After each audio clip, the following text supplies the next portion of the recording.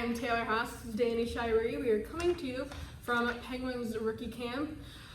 This is the third day of practices. The Penguins, they did have their exhibition game in Buffalo against the Bruins prospects. Danny, just through these couple of days, who have been some of the surprises to you? I wouldn't say it's so much as a surprise, but one of the defensemen who has caught my eye is Isaac Beliveau. He's not very high up on anybody's list, but what I have noticed is that he is a little bit of a bigger body, and he's just really steady, whether it be on the defensive side of the puck or even when the puck is on his stick. He's obviously not a very flashy guy and is never going to be a huge offensive producer, but I have really been impressed by the way that he makes safe plays. Every time he moves the puck, it seems to end up in the right spot, or it at least leads to a positive possession going up ice. And like I said, he does have a little bit of a bigger body, so he's able to handle his own in the defensive zone and around the net front area. So I've really liked what I've seen from him so far. Yeah, for me, we talked about, Colin Sawyer after the game in Buffalo.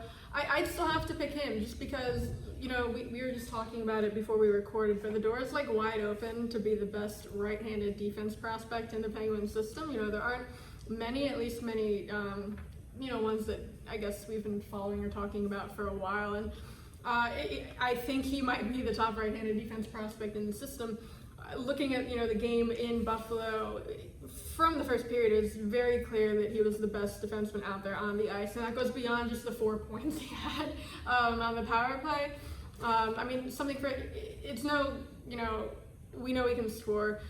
For him, it's just going to be about, getting comfortable with the defensive game, which is something all defensemen have to do when they turn pro. And I know JD said he also wanted to see him utilize his teammates more.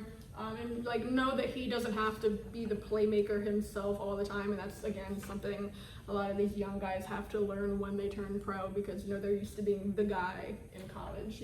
Right, and I think that's at least one of my takeaways from this rookie camp is that it really is so hard for defensemen, especially those who don't put up big point totals, to really stand out. And a lot of the impact that they make is when they don't have the puck on their stick, and I think that's something that Sawyer, obviously he hasn't mastered that by any stretch of the imagination, but he always seems to be in the right place, and like he said, he wasn't Connor McDavid out there on Saturday in Buffalo, but the score sheet does speak for itself.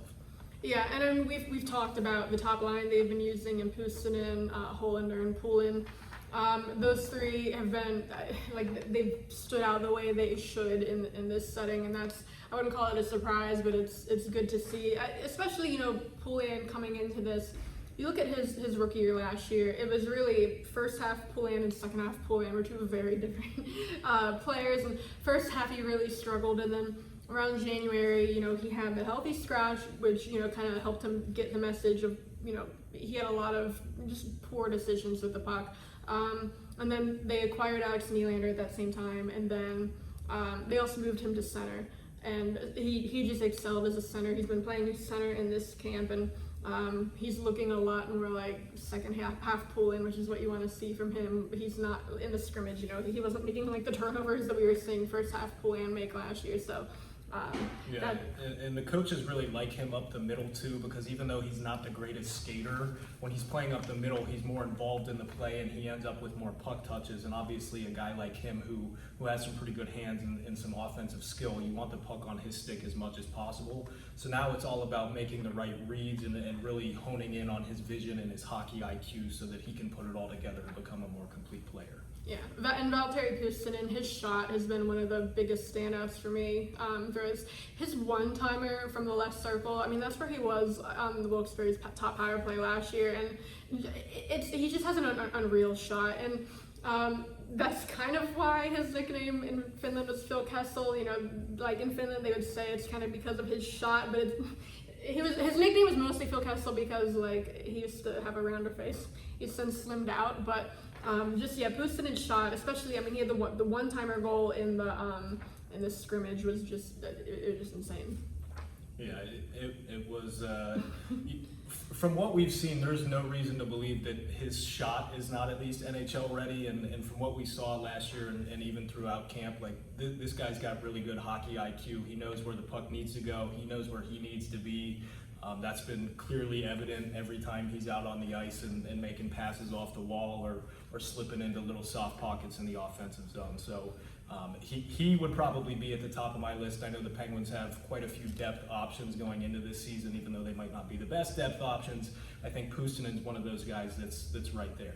Yeah, and just to touch on the goaltenders, I mean, we've talked about Lindbergh, I think, in every one of these videos we've done. His first game action, or really like practicing a team setting in 10 months after his ankle injury. He's just looked strong throughout camp and in the game in Buffalo. There are 3 goaltenders here. It's him, Tommy Napier, who was Wilkes-Barre's goalie on an AHL contract last season out of Ohio State, and Taylor Gauthier is the goaltender they signed out of Portland in the WHL. So those 3 guys are going to be down in the minors this year. You also have Dustin Tokarski coming in. He's the veteran number 3, Louis Domingue's replacement. We don't know what his Chinese food order is yet. That's going to be what I'm going to ask you in training camp. But so you have 4 capable goaltenders who are going to be in the minors.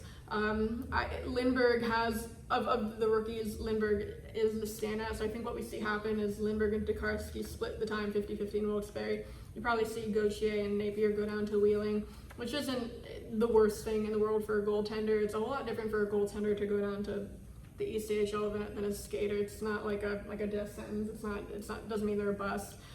Casey DeSmith started in Wheeling. He started in Wheeling as Wheeling's 3rd goaltender. So yeah, I think the future is really bright for the goaltending prospects that we've seen here, and that's not even counting Marshall and Blomqvist over in Europe. So Gauthier hasn't looked quite as strong as Lindbergh in this, but I think he's looked fine throughout camp. So the Penguins, they have 1 more day left of rookie camp, and then a day off when the training camp starts. So we'll have your coverage from today and tomorrow, and then throughout training camp. So stay tuned for that on DK Pittsburgh Sports.